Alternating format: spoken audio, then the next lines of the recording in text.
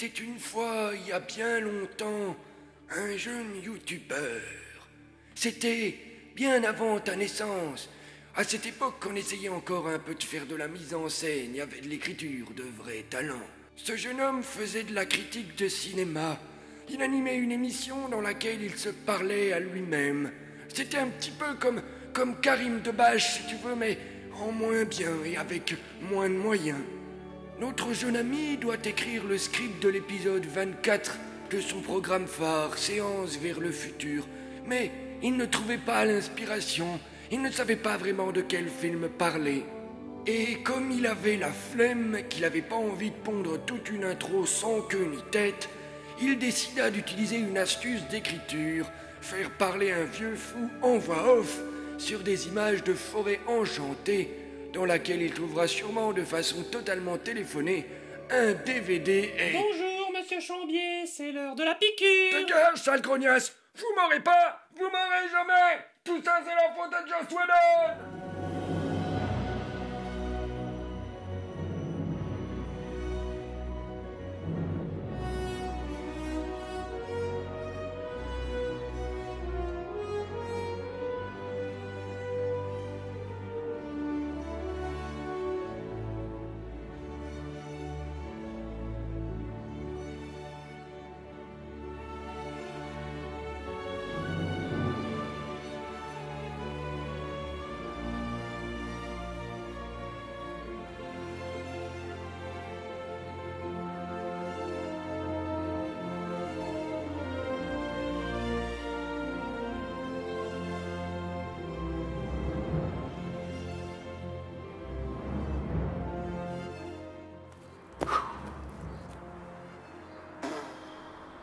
Bon, si j'en crois la map qu'on m'a donnée, ça c'est la stèle.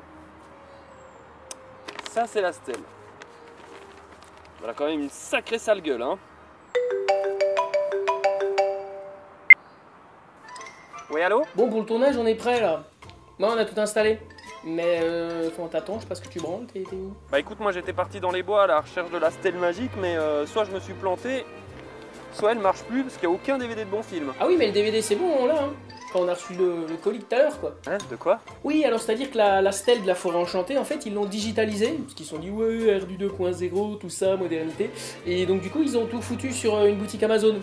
Et ce qui est vachement bien, c'est qu'on peut se faire livrer en un jour ouvré, du coup. C'est n'importe quoi. Ah si, je t'assure, hein. Enfin, ça fait partie de leur programme de fidélité, c'est vachement bien conçu, hein. T'as plein d'avantages comme... Non, mais je pense qu'il voulait parler de la stèle magique 2.0, c'est des conneries. Ah oui, mais pour ça, c'est pas moi qui écris les scripts, hein.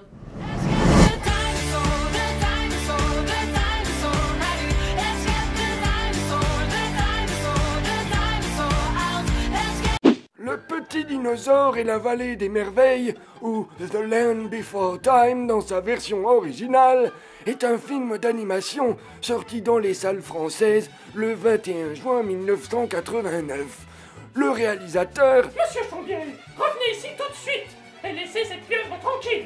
Le directeur en a besoin pour ses recherches pour guérir le cancer. Tu fais moins la maline maintenant, Poufias. J'ai libéré mon maître. Nous ne serons plus jamais vos prisonniers. Nous sommes inarrêtables. Coupez une tête et il en repoussera deux. Heil Hydra! Heil Hydra! Est-ce que vous n'auriez pas vu ma pieuvre par hasard? Non, parce que je tenais enfin le cobaye idéal pour l'aboutissement de mes recherches. Elle a disparu. Bah, nous on a rien vu, en tout cas rien entendu. Bah, je te cache pas qu'on s'en va aussi un petit peu les couilles, mais... De toute façon, moi j'annonce, je veux pas être mêlé à des trucs genre expérience avec des animaux, hein, ça part toujours en sucette ces idées-là. Très bien, allez, affaire classée, revenons à nos moutons, pas à nos dinosaures du coup. Le Petit Dinosaure et la Vallée des Merveilles a donc été réalisé par Don Bluth, un ancien animateur de chez Disney qui s'est associé avec plusieurs collègues et a fondé son propre studio, Don Bluth Productions, en 1979. Leur premier projet est Banjo the Woodpile Cat, un court-métrage de 27 minutes réalisé durant leur temps libre alors que l'équipe travaillait encore chez Disney. En 1982, ils sortent Brisby et le secret de Nîmes, qui, on va pas se le cacher, est quand même un peu plus connu. Il a beau être très connu et avoir gagné un statut de film culte depuis, à l'époque, il a pas super bien marché au box-office et donc, pour la boîte de prod de Don Bluth, c'était un petit peu la merde. Et bon, je vais pas dérouler la fiche Wikipédia du bonhomme pendant 10 minutes, mais grosso modo, on va dire que le début de sa carrière de réalisateur indépendant, ça s'est fait un petit peu en dents de scie. Alors en gros, il fait des trucs cool, la critique l'acclame, mais les résultats ils sont pas ouf. Donc la santé financière de la boîte elle est pas... Donc c'est un peu compliqué jusqu'à l'arrivée du Messie. Et le Seigneur lui parla et dans son infinie miséricorde remit son âme de pauvre pécheur dans le droit chemin. Amen. Ouais, Polo, c'est bon, reste au calme, 2 secondes. Hein. Donc, ce qui se passe, c'est que Don Bluth va décider d'aller faire un tour du côté des bornes d'arcade et va réaliser un jeu vidéo en animation interactive. Un petit jeu, voilà, comme ça, que les fans du joueur du grenier connaissent sûrement, Dragon Slayer. C'est à toi de deviner quelle touche va selon toi servir et surtout à quel dixième de seconde il faut appuyer dessus. Et évidemment, c'est absolument impossible à deviner à moins d'essayer absolument toutes les combinaisons de touches à tous les instants. Et là, coup de chance monstre, les astres étaient alignés, visiblement Vénus était dans la maison de Mars pendant le 3e décan. Steven Spielberg a kiffé le jeu. Oui, Steven fucking Spielberg. Ni une ni deux, un partenariat secret entre les deux hommes et Don Bluth peut sortir son 2e film en novembre 86, Fievel et le Nouveau Monde.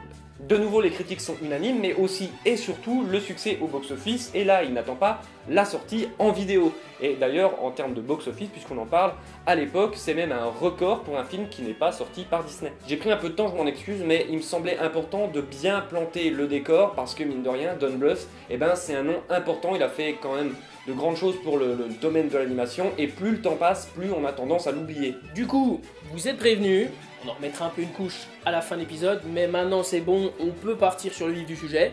Donc Fievel a marché du tonnerre, Spielberg produit les films d'après, les yeux fermés. Le Petit Dinosaure et la Vallée des Merveilles sort donc chez nous en 1989 et nous offre les premières aventures de Petit Pied et de toute sa bande d'amis dinosaures. Le film débute sur une longue scène contemplative qui... Je qu'à péter dans l'eau. Une scène contemplative donc qui part du fond de l'océan pour arriver sur Terre, en nous montrant au passage les formes de vie diverses et variées qui peuplent la planète. Une petite introduction poétique, genre cycle de la vie. Comment ça, le cycle de la vie? Ouais, les trucs classiques, quoi. Le petit se fait bouffer par le moyen se fait becter par le gros, la chaîne alimentaire, le cercle de la vie, tout ça. T'as la voix off qui nous présente les herbivores, les carnivores, il y a une petite musique sympa. Mais c'est Roi Lion, ça! Enfin, je veux dire, l'intro en musique qui te présente la nature, la faune, tout ça. Enfin, le mec a putain de copier le Roi Lion!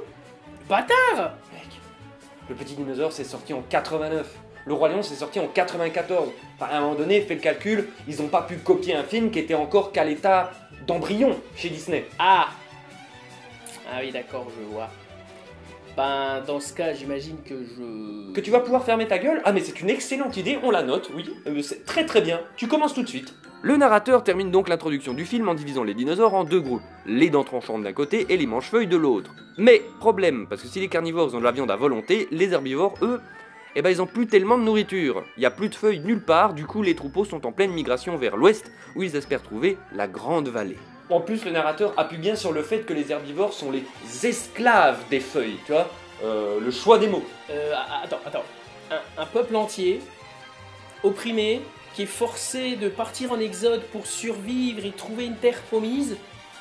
Est-ce que... Alors là, tout de suite, je t'arrête parce que si tu me dis qu'ils ont copié le prince d'Égypte, je te fous mon pied au cul, hein. Déjà parce que le film, il est sorti en 98, donc 9 ans après le Petit Dinosaure, hein. Donc je pensais pas devoir le préciser. Et je suis en train de me dire que tu es en train de faire exprès de me casser les couilles. Et puis quoi qu'il en soit, faudrait être quand même sacrément con pour faire un parallèle entre les dinosaures et les juifs. Oh, monsieur Chandier!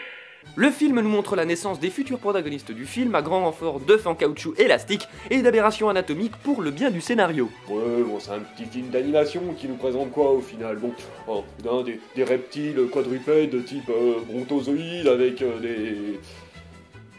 des pouces opposables pour s'agripper partout. Bon, d'accord, ça c'est... Mais bon, la rigueur scientifique c'est bien, mais bon, pas forcément tout le temps, vous voyez, c'est... Non, parce que c'est un peu con un gosse, vous voyez, c'est... Notre héros, Petit Pied, vit une existence insouciante avec sa mère et ses grands-parents, en suivant les saintes écritures de la religion de la feuille divine. Comment mes oreilles chastes et pures auraient-elles été souillées par les paroles viles et corrompues du malin? En même temps, moi j'y peux quoi si la mère elle est en extase devant une feuille? Une feuille? Une feuille d'arbre. Paye ton artefact mystique, hein. Une étoile d'arbre. Oui, c'est très précieux. Elle t'aidera à devenir fort Il y a beaucoup de ces étoiles d'arbres là où nous allons. Enfin, faut quand même reconnaître qu'à la préhistoire, les feuilles elles étaient vénères. Hein. Je sais pas si t'as vu la taille de l'engin, c'est une nappe en fait. D'ailleurs, ça doit être de la nappe. Ouais, ça doit être de la toile cirée. Parce que ça expliquerait pourquoi, du début à la fin, elle a pas une égratignure la feuille. Tu vois, c'est Deutsche Qualität. Donc la mère, en digne commerciale itinérante, vante les mérites et les merveilles de sa vallée paradisiaque. Oui, passez-moi le Saint-Ciel, s'il vous plaît. Oui, j'ai une mauvaise nouvelle, une OPA hostile se prépare sur le marché. Oui, une nouvelle concurrente vient d'apparaître et elle déconne zéro. Ouais, il va falloir se lâcher hein, sur les promos et le marketing parce que sinon c'est sûr on va perdre des parts de marché. Et on a inévitablement le droit à la question favorite des gamins pendant les très longs voyages. Oh là là, quand est-ce qu'on arrive? Ah, tu vas pas commencer, Billy, hein? Mais ta gueule, Billy, là! J'ai déjà dit, on traverse la moitié du pays, là, on en a pour 8 heures de route. Alors t'es gentil là, t'allumes ton jeu vidéo, ton Game Boy de merde là, et puis tu nous laisses tranquille. Et tout de suite après, la question pertinente de l'enfant qui appuie là où ça fait mal. Tu l'as déjà vu, toi, la Grande Vallée? Non. Faux salaire de votre sainteté. Non, c'était juste illuminé en fait. Oui, une sorcière, oui. Non, mais vous inquiétez pas, elle brûlera dans les flammes inquisitrices. Non, mais oui. Amatrice. Aucune preuve de son miracle. Et je veux dire, elle a même pas pensé à écrire un bouquin pour endoctriner les esprits faibles et influençables. Non, mais je vous jure. Il y a des choses que tu vois avec tes yeux et d'autres que tu vois avec ton cœur. Oui, alors stop, non là stop parce que bon, je vais encore le faire une dernière fois, mais c'est vraiment la dernière. Hein. Le cœur n'est pas un organe visuel. Hein. Je reviens tous les épisodes comme ça, à chaque fois, pour vous expliquer les bases des trucs simples. Et non, à chaque fois, ça part. C'est une maison de fous, moi j'en ai marre. Le film continue donc son exposition et nous présente Serra, jeune tricératops. 3 cornes, c'est une 3 cornes. Attention, hein, il faut être ok sur les termes techniques. Et Petit Pied, c'est un long cou. Voilà. Bon, je sais, tout ça c'est un petit peu technique, paléontologie, machin, tout ça. Bon, j'ai quelques notions, donc bon, voilà. Alors, vous l'avez peut-être remarqué, mais le film, depuis le début, remplace systématiquement les termes qu'on connaît tous par des noms que retiendront plus facilement les enfants. Ce qui est logique. Ou alors, c'est un complot des Illuminati reptiliens. Ouais, ok, d'accord, super Steven, hein, nickel. Ouais, pareil, tout pareil, ouais, je t'embrasse, ouais. Allez, on se voit au Festival de Cannes, hein. T'y vas pas? Bah moi non plus, allez. À bientôt, ouais, salut, ouais. Ah, il est con, ça, Steven. Bon, les gars, je viens d'avoir Spielberg, bon, il est ok pour le petit dinosaure, on a le financement, c'est parti. Bon, par contre, je pensais, parce que, ouais, ça n'arrête pas, vous voyez, les idées. La création avant tout, bon, on va pas s'emmerder à utiliser le nom générique des bestioles parce que c'est trop dur à dire, moi franchement j'ai essayé, j'y arrive pas, donc on va faire plus simple. Oui, ben j'ai vu de toute façon, il y avait le mémo du grand patron là à la cantine, il a dit on n'utilise pas les vrais noms, il le garde pour son film, ça, là comme c'est pour les enfants, on va trouver nos petits noms à nous quoi. Attends, le boss il sort un film? Mais j'ai pas vu ça sur le planning, ça sort quand? Oula, mais ça sort dans 4 ans, c'est pas pour tout de suite, mais tu vas voir, ça va être un gros truc familial, grand public, génial, qui va révolutionner les effets spéciaux, ça va être un carton, c'est de ouf. Bon alors messieurs, j'attends vos propositions, c'est parti, brainstorming. Alors si j'ai bien compris le scénario, il me semble que d'un côté vous avez les herbivores, toutes les grosses bestioles qui mangent des feuilles, hein, enfin c'est la base. Oui, là on a qu'à les une idée, on va les appeler les manches-feuilles. Les manches-feuilles c'est... Non, c'est catchy, c'est simple, basique. Ouais, c'est bien ça. Allez, on continue, on n'arrête pas. Donnez-moi. Ouh, je sens que ça vient, c'est bon ça. Donc les carnivores, ils sont gros, ils sont méchants, ils ont plein de dents, des dents très tranchantes, des dents qu'ils utilisent pour décapiter les grosses masses préhistoriques. Moi, on pourrait être ça pourrait être les dents tranchantes. C'est bon ça, ouais, ça c'est nickel, les gamins ils vont adorer. Triceratops, boum, 3 cornes, boum, c'est direct, ça reste en tête, ok, bon. Du coup, pour les brontobidules, là, les diplocus bidules, bon, ils sont grands, ils ont des grands coups de plusieurs mètres. Comme ma bite, allez. Bah allez, quoi. Non mais c'est un film pour enfants, gars. Oh. J'avais pensé aux longs coups sinon. Oui, les longs coups, ça me plaît. C'est bien les longs coups. C'est bien. Nickel, c'était mon idée. Et toi là-bas, t'es rétrogradé, ouais. Tu seras Gérard. Gérard, c'est bon, t'es plus Gérard, tu peux revenir. Yes! Woo! Yes! Bref, Petit Pied fait la connaissance de Serra, mais aussi celle du racisme ordinaire. Les 3 cornes ne jouent jamais avec les longs coups. Les dinosaures continuent leur voyage et alors que les deux gamins se retrouvent pour jouer, pure coïncidence, un dent tranchante qui avait la dalle passe par là. Donc au secours, sauf qu'il peut, il va nous manger. Donc la mère de Petit Pied arrive à la rescousse et du coup... Combat de dinosaures! Le combat fait rage entre les deux dinosaures quand tout d'un coup, un séisme sauvage apparaît. Tout le monde est séparé et la maman de Petit Pied, blessée par le dent tranchante, nous fait une mouffe à ça. Ou inversement, enfin bref, elle meurt quoi. Mais après s'être assuré que son fils a bien imprimé l'itinéraire Google Maps pour la Grande Vallée. Alors je pense on va partir de Nanterre, toi. On va direction Est, on prend la A14 pendant à peu près 125 bornes, tu vois, à peu près jusque là. Ouais, puis après direction Fréjus, alors tu fais bien gaffe, il y a le périphérique, donc nous on prend la rocade, sortie 18. Sortie 18 et après on rebalance sur la A3. Sur la A3, paf, direction le lac de Serponçon. Et à partir de là, bah, c'est tout droit direction Carcassonne pendant 5 heures, easy quoi. Après faudra juste penser à Billy quoi. Ah oui, bah l'air du poney qui tousse quoi. Voilà, toujours envie de pisser Billy là, fait chier aussi Billy. Petit Pied pleure pendant 10 minutes, Petit Pied est tout seul, sortez les mouchoirs, RTCT triste, enfin bref, vous avez compris. Mais il finit par retrouver Serra, qui est toute seule aussi, et qui est toujours aussi sympa, et l'envoie bouler. Mais Petit Pied ne se démonte pas, et se trouve toute une bande de nouveaux amis, donc on commence par nous présenter Becky. Coucou. Becky, je disais donc, qui est de l'espèce des grandes bouches. Chef, j'ai une question. C'est quelle espèce? Eh non, ça c'est mon idée, ça c'est mon petit truc à moi. C'est parce qu'elle parle tout le temps que ça, puis qu'elle est casse-couille. Une gonzesse quoi. Petri, un jeune volant qui ne sait pas voler. Oui, parce que des fois, faut pas partir dans tous les sens, faut savoir rester sobre, efficace, volant, c'est bien. Et Pointu, un bébé queue à pointe. Oui, bah j'aimerais bien vous y voir, parce qu'on n'a pas le droit d'utiliser les noms, faut trouver des nouveaux noms. On galère depuis tout à l'heure, voilà, à un moment donné, on fait avec on fait comme on peut, hein. Ouais, nous on fait dans le rustique, monsieur. Mais c'est pas bien dire. Quoi? Rustique, ça veut pas dire... Enfin, tu sais, la colle. Stick. Oui alors Jean-Michel Dictionnaire, tu vas te calmer parce que tu peux redevenir un Gérard très très vite. En parallèle, Serra se retrouve en face du dent tranchante qui n'était pas mort, qui était juste en train de piquer un roupillon. Elle fait la maligne, elle réveille la grosse bébête et trace sa route aussi vite que possible du coup en se faisant à moitié pipi dessus. Elle rejoint comme par hasard notre groupe d'enfants insupportables. Alors que très clairement, elle avait pas pris la même route que les autres, hein. Mais visiblement, tous les chemins mènent à la Grande Vallée dans ce film. La ménagerie est donc au complet, le film se transforme en road movie, on prône l'amitié, la diversité, le vivre ensemble, le retour de la croissance, la remontée du PIB et des salaires. Excusez-moi, je sais pas ce qui m'a pris, on a dérivé un petit peu trop loin, on est passé d'un film pour enfants à un programme électoral. je suis désolé mais je sais pas, je me suis laissé emporter par la poésie, comme ça j'ai eu un regain d'élan citoyen. Bon, alors ne vous inquiétez pas, j'ai la solution, je vais guérir tout le monde. Vous allez me prendre une petite course-poursuite avec un T-Rex affamé 3 fois par jour par voie anale et vous allez voir, ça va filer droit nickel. En route vers la vallée, nos amis se font rattraper par le T-Rex, parce que faut pas déconner, il reste plus que 15 minutes donc on s'active un petit peu. La grosse bestiole veut manger toute la troupe, mais il arrive pas à passer la montagne, il est bloqué par son gros cul. Les petits dinosaures se remettent en marche parce que mine de rien la Grande Vallée est encore loin, mais justement elle est trop loin. Serra en a marre et décide d'aller bouder en prenant le chemin le plus facile au croisement. Petit Pied essaye de la convaincre qu'il faut continuer à en chier un max parce que c'est le prix pour rejoindre le paradis. Oui, alors je vérifie, c'est ça, on n'a pas utilisé exactement ces mots-là, mais le concept, la base est là, j'avoue. Ils finissent par se battre. Combat de dinosaures. Ouais... Et le reste de la bande finit par rejoindre le camp de Serra, il laisse Petit Pied tout seul. Éducation de merde! Aucun honneur! Aucune dignité, rien! Malheureusement pour eux, le karma est une pute et le chemin facile les fait passer au beau milieu d'une coulée de lave assez vénère et certains se retrouvent coincés dans une grosse flaque de goudron. Heureusement pour eux, Petit Pied vient à leur rescousse, mais il y a aussi Dent Tranchante qui vient pour les bouffer. Bah, encore. La persévérance de la bestiole quand même, hein. Et tout ça pour l'équivalent de 3-4 cacahuètes pour nous, hein. C'est des petits dinosaures. Donc, mais ceci dit, je comprends.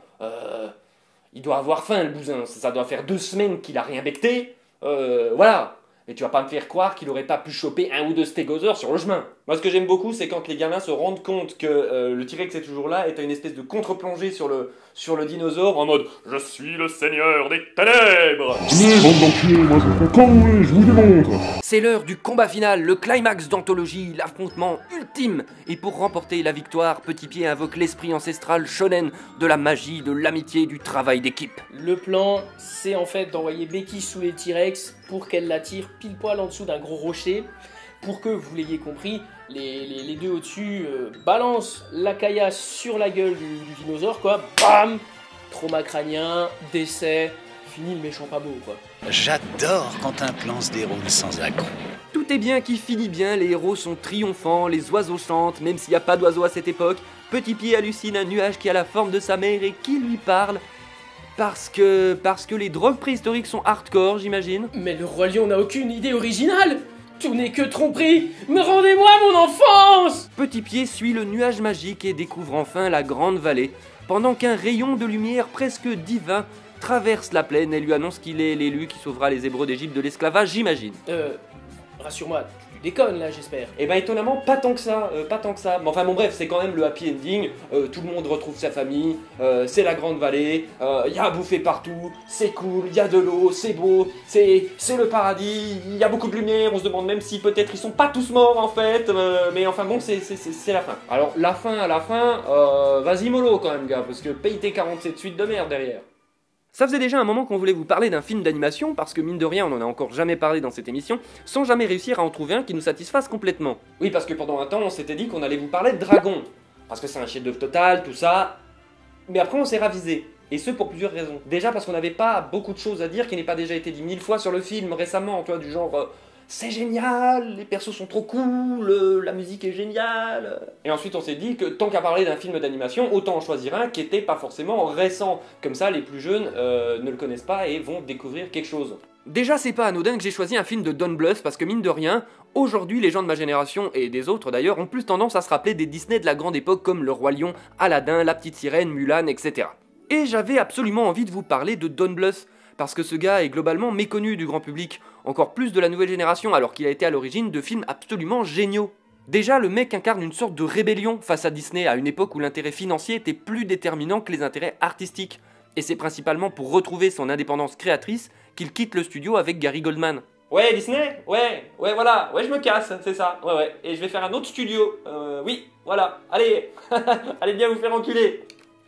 Ce qui m'a toujours fasciné dans son univers étant gosse, sans vraiment pouvoir à l'époque mettre des mots dessus, c'est ce côté un peu irréel, ces univers à l'esthétique si particulière, à mi-chemin entre l'étrange et le merveilleux, sans jamais savoir de quel côté va pencher la balance. Et Le Petit Dinosaure est, je pense, l'œuvre la plus complète de Don Bluth, embrassant totalement ses penchants pour le fantastique en racontant une histoire expurgée de toute présence humaine, le metteur en scène parvient en une petite heure à raconter une histoire universelle, qui est juste belle en fait. Et c'est ce qui me plaît le plus à l'heure des productions pour enfants très inégales et souvent très convenues, c'est de voir comment le film fonctionne toujours autant après autant d'années. Il sait véhiculer des valeurs positives sans jamais prendre les enfants à qui il s'adresse pour des idiots. Non, parce que mine de rien, derrière la petite histoire de dinosaures, on parle quand même de deuil, de foi, d'écologie, de vivre ensemble, de ségrégation, enfin voilà, ça brasse vraiment beaucoup de thèmes pour un film d'1 heure. Et ce qui est frappant, c'est de voir comment Disney, dans les années qui vont suivre, vont se nourrir des travaux de Bluth pour leur propre création, que ce soit La Petite Sirène, La Belle et la Bête, Le Roi Lion, Aladdin, Pocahontas, si on cherche bien, tous ont quelque chose de Don Bluth.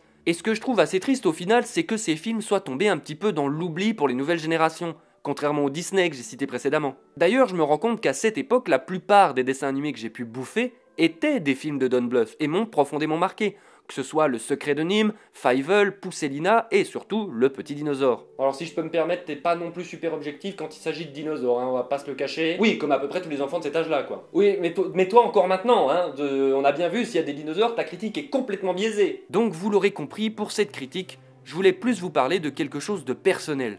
Et ce film, c'est sûrement le dessin animé qui me tient le plus à cœur. Déjà parce qu'il cristallise non seulement tout ce que j'aime dans l'animation pour enfants, à savoir une approche juste et intelligente, des personnages touchants et forçant une identification presque instantanée des spectateurs, mais c'est surtout quelque chose qui parle à mon inconscient, que je garde précieusement comme un souvenir qu'on chérit. Et puis James Horner, putain de merde. Mais encore. Si je devais expliquer avec des mots ce que je ressens quand j'entends la partition de James Horner sur le film, j'en serais tout bonnement incapable, mais bon, je vais quand même essayer. Je ne vais pas cacher l'admiration que j'ai pour James Horner, et ceux qui regardent l'émission depuis le début le savent bien. Il savait mettre un son sur le merveilleux et le fantastique comme aucun autre, en créant ce sentiment de grandiose et de douceur, avec des BO exceptionnelles comme celle d'Avatar, pour n'en citer qu'une, mais là, sur Le Petit Dinosaure, c'est encore un cran au-dessus. Je ne sais pas si c'est la nostalgie qui amplifie le phénomène, ou juste la BO qui est exceptionnelle, mais je trouve que si on devait définir James Horner, faire une synthèse parfaite de son œuvre, alors ça serait vraiment cette BO-là. Vous savez, il y a des BO comme ça qui vous prennent et qui vous lâchent jamais. On a Star Wars, Le Seigneur des Anneaux. Pour moi, Le Petit Dinosaure, c'est un peu pareil. Je pense vraiment que sans sa musique, le film ne serait pas ce qu'il est, ou en tout cas ne m'aurait pas marqué à ce point. En tout cas, je vous conseille vivement de le faire découvrir aux plus jeunes, à vos enfants, à vos frères et sœurs, et plus globalement toute l'œuvre de Don Bluth qui, à travers sa démarche artistique, aura profondément marqué l'industrie. Et si le petit dinosaure nous aura appris une chose, bien avant Ian Malcolm, c'est que la vie trouve toujours un chemin. C'est comme ça. Ah oui, je vois, donc toi t'es le genre de gars qui colle des références à Jurassic Park un peu partout. Bah en même temps, là pour le coup, ça s'y prête bien, hein. Et puis si t'es pas content, c'est la même, hein. Si t'as qu'à écrire le script toi-même, jusqu'à preuve du contraire, c'est encore moi qui me le tape. Et t'es chier, pour le coup, c'est même pas toi qui l'as écrit, ce script-là, c'est Florian, c'est lui qui me l'a dit. Et même après tout ce que j'ai fait, je suis toujours pas payé. Les mecs, je vous préviens, je vais vraiment me mettre en grève si ça continue comme ça, hein. Mort au grand capital! Non mais je rêve, mais vous allez pas recommencer, vous allez la fermer, là! Et c'est ainsi que cet épisode de Séance vers le futur s'achève, comme il avait commencé. N'importe comment. Non, sans déconner, les jeunes, va vraiment falloir songer à vous trouver un vrai boulot, hein.